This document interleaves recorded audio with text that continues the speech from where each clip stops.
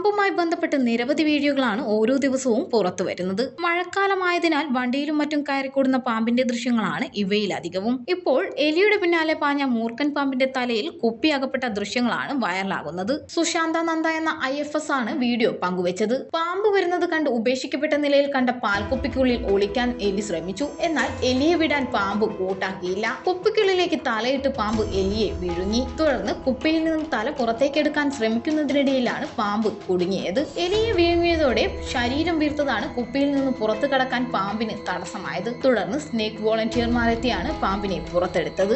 വെളിച്ചെണ്ണ ഉപയോഗിച്ച് പാമ്പിന്റെ തല പതുക്കെ പുറത്തെടുക്കുകയായിരുന്നു.